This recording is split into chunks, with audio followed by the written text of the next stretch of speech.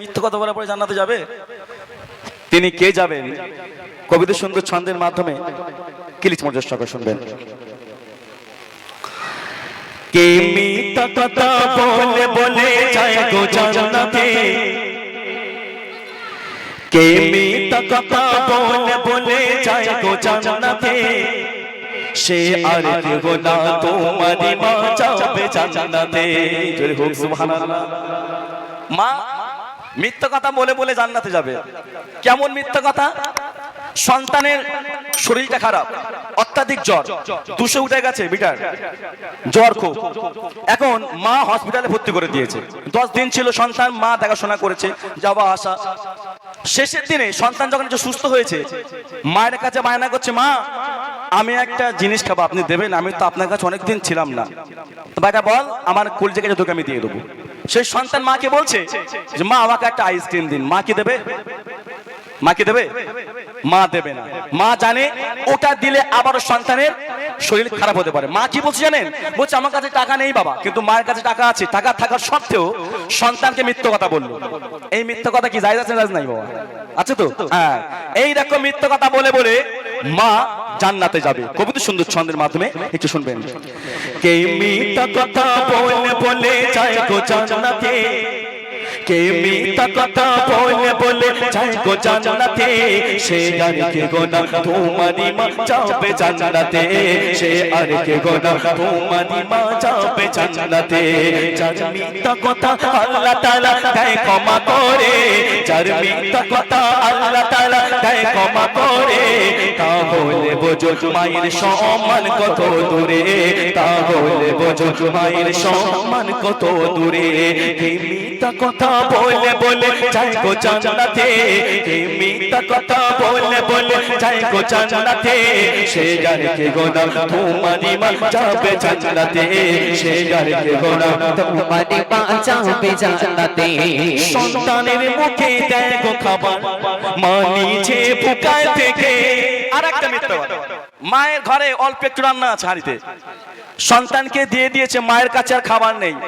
সন্তান দেখছে যে হাঁড়িতে অল্প একটু রান্না আছে, মা সন্তান কোটা দিয়ে দিল। মাকে বলছে মা আমি দুপুরে আমি আবার আসবো টিফিনে, একটু ভাত তুমি রেখে দিও। সব ভাত সন্তানকে দিয়ে দিয়েছে যাবার সময়। যখন এলেন দুপুর বেলাতে স্কুল থেকে, মা কে বলছে যে মা তুমি কি খেয়েছো? বলছে হ্যাঁ আমি খেয়ে নিয়েছি বেটা, তুমি খেয়ে নাও। সেই খাবারটুকু সন্তানকে দিয়ে দিল। মা কিন্তু সন্তানের সঙ্গে মিথ্যা কথা বললো। মা দেখছে সন্তান ভুকায় যদি তার শরীরটা খারাপ হয়ে যায়, সে যদি অসুস্থ হয়ে পড়ে, এইরকম মিথ্যা কথা বলে বলে মা জান্নাত যাবে। মা হাঁড়িতে রান্না খাবার নেই, তাও বলছে আমি খেয়ে নিয়েছি, অথচ মা খাইনি। কবিতা সুন্দর ছন্দের মাধ্যমে একটু শুনবেন। সন্তানের মুখে দেয় গো খাবার, মা নিজে বুকায় থেকে, সন্তান বলে খাও না খাবার, বলে আমার নাই খিদে। একটু শুনুন। সন্তানের মুখে দেয় গো খাবার, মা নিজে কোথায় থেকে, সন্তান বলে খাও না খাবার, বলে আমার নাই খিদে। সন্তান বলে খাও না খাবার, বলে আমার নাই খিদে।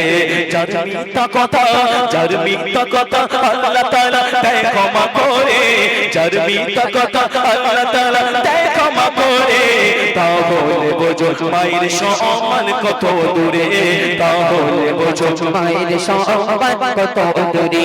মিথ্যা কথা বলে বলে যায় গো জান্নাতে, কে মিথ্যা কথা বলে বলে যায় গো জান্নাতে, সে আর কে গো না তোমারই মা যাবে জান্নাতে, সে আর কে গো না তোমারই মা যাবে জান্নাতে। সন্তান মায়ের কাছে কম বেশি থাকে, 80% মায়ের কাছে থাকে সন্তান। মা অসুস্থ, মা যখন অসুস্থ হয়ে যখন কান্নাকাটি করে রাতের আঁধারে বিছানায় শুয়ে, আমরা কেউ জানতে পারি না। সন্তান জানতে পেরেছে মা কাঁদছে, মাকে যখন জিজ্ঞাসা করছে মা তোমার কি হয়েছে, মা কি বলছে সন্তানকে আমার কিছু হয়নি বাবা, তুমি ঘুমিয়ে নাও, আমার কিছু না, আমি ঠিক আছি। মা কিন্তু সেই সন্তানের সঙ্গে আবারও মিথ্যা কথা বললো। কবিতা সুন্দর ছন্দের মাধ্যমে শেষ কথা লিখে শুনবেন। অসুস্থ গলে মা জননী দেয় না বুঝিতে, কেন মা বিছানাতে কাঁদে তুই চোখের পানি ফেলে, মা বিছানাতে কাঁদে তুই চোখের পানি ফেলে। অসুস্থ গলে মা জননী দেয় না বুঝিতে, মা বিছানাতে কাঁদে তুই চোখের পানি ফেলে, মা বিছানাতে কাঁদে কাঁদে তু চোখের পানি ফেলে যার মিথ্যা কথা আল্লাহ তাআলা যার মিথ্যা কথা আল্লাহ তাআলা দেয় ক্ষমা করে যার মিথ্যা কথা আল্লাহ তাআলা দেয় ক্ষমা করে তাহলে বোঝো মায়ের সম্মান কত দূরে তাহলে বোঝো মায়ের সম্মান কত দূরে বিমার কবে যেটা খেলে সন্তান চায় মায়ের কাছে থাকলেও বলে নেই আমার কাছে মায়ের কাছে থাকলেও বলে নেই আমার কাছে যার মিথ্যা কথা আল্লাহ তাআলা দেয় ক্ষমা করে যার মিথ্যা কথা আল্লাহ তাআলা দেয় ক্ষমা করে তাহলে বোঝো মায়ের সম্মান কত দূরে তাহলে বোঝো মায়ের সম্মান কত দূরে তাহলে বোঝো মায়ের সম্মান কত দূরে। মাশাআল্লাহ, খুব ভালো ভালো কালাম আমাদের সামনে পেশ করছেন। তো সেই গজল ইনশাল্লাহ আপনার সামনে পরিবেশন করে শোনাবো। এবং আজকের যারা অনেক পরিশ্রম করে অনেক মেহনত করে এই সুন্দর মেহফিল সাজিয়েছেন তাদের কিছু নাম আমাদেরকে দিয়েছেন আমার ভাইরা। তো সেই গজল আপনার সামনে আমরা গিয়ে শোনাবার চেষ্টা করব। তো এখন আপনার সামনে একটি গজল পরিবেশন করে শোনাবো। যে আল্লাহ পাক এই দুনিয়াতে পাঠিয়েছেন তানার ইবাদত করার জন্য, এইটা বন্ধ করে দাও, এটার জন্য জ্ঞান উঠছে। আল্লাহ পাক আমাদের এই দুনিয়াতে পাঠিয়েছেন তানার ইবাদত করার জন্য, কিন্তু আমরা এই দুনিয়াতে এসে আমরা এই দুনিয়ার লোভ লালসার মায়া জালে জড়িয়ে পড়েছি। একদিন না একদিন আমাদের সকলকে এই দুনিয়া ছেড়ে চলে যেতে হবে। এই দুনিয়ার পরে আরও একটা দুনিয়া আছে, আখেরাতের দুনিয়া, কবরের দুনিয়া।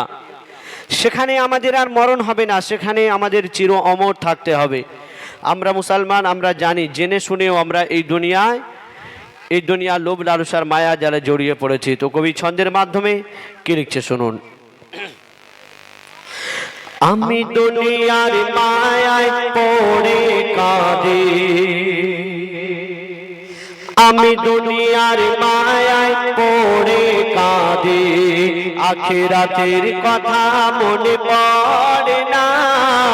আমি দুনিয়ার মায়ায় পড়ে কাঁদি, আখিরাতের কথা মনে পড়ে না। এত করে মনকে বোঝাই, ও গো এত করে মনকে বোঝাই, অবুঝ মন মরে বুঝল না।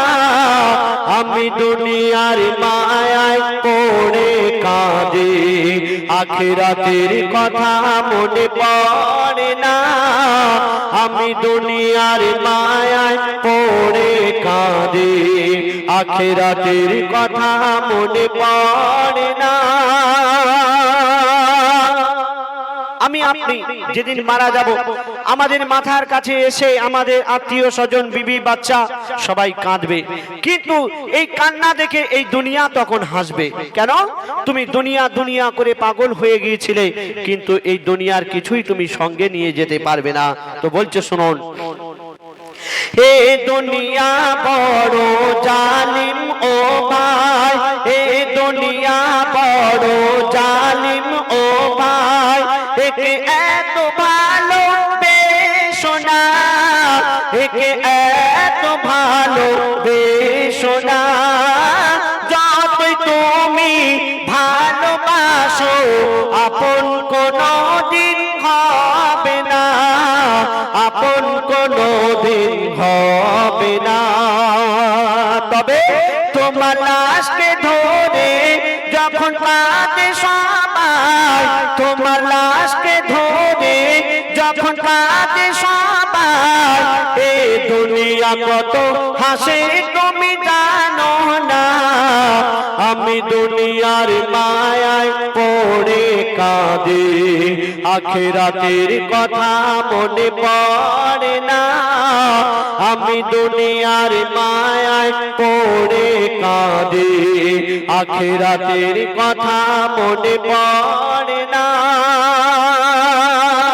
এই দুদিনের জিন্দেগানি, আমরা কদিন আর এই দুনিয়াতে থাকবো? 60 থেকে 70 বছর, 80 বছর, তার থেকে তো বেশি নয়। কিন্তু এই কদিনের জন্য আমরা বিল্ডিং বালাখানা, আমরা মোজাক পাথর দিয়ে ঘর বানাচ্ছি, কত কি করছি, কিন্তু আমাদের 3.5 হাত গহীন কবরের মধ্যে মাটির ঘরে শুতে হবে। সেখানে না আছে দরজা, না আছে জানালা, না আছে পাখা, না আছে বিছানা, কিছুই থাকবে না, তোমার মাটিতে শুয়ে থাকতে হবে।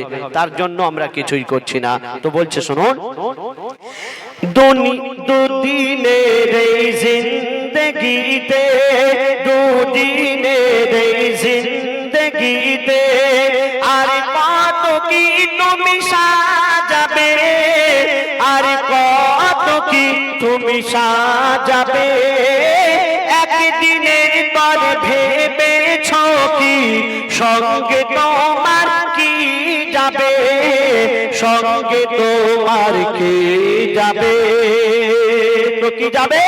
সাদা কাফন তোমার হবে আপন, ওগো সাদা কাফন তোমার হবে আপন, আর বুঝবে তুমি কবে বলো না, আমি দুনিয়ার মায়ায় পড়ে কাঁদি, আখিরাতের কথা মনে পড়ে না, আমি দুনিয়ার মায়ায় পড়ে কাঁদি, আখিরাতের কথা মনে পড়ে না।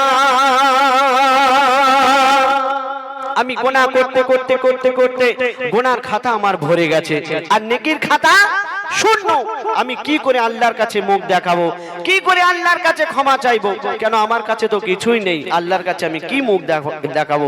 কবি লিখছে শুনুন, গুনার খাতা মোর ভরে গেছে, গুনার খাতা মোর ভরে গেছে, আমি এত গুনাহ করেছি, আমি এত গুনাহ করেছি, কোন মুখে আজ মাফ চাইব, মাফ চাওয়ার কিছু কি রেখেছি, মাফ চাওয়ার কিছু কি রেখেছি, ওরে কবি সাইদুল করিস না ভুল, ওরে কবি সাইদুল করিস না ভুল, এই সময় ফিরে তুই আর পাবি না, আমি দুনিয়ার মায়ায় পড়ে কাঁদি, আখিরাতের কথা মনে পড়ে না, আমি দুনিয়ার মায়ায় পড়ে কাঁদি, আখিরাতের কথা মনে পড়ে না, এত করে মনকে বোঝায়, ওগো এত করে মনকে বোঝায়, অবুঝ মন মন বুঝল না, আমি দুনিয়ার মায়ায় পড়ে কাঁদি, আখিরাতের কথা মনে পড়ে না। শুনে এবার আমার ভাইরা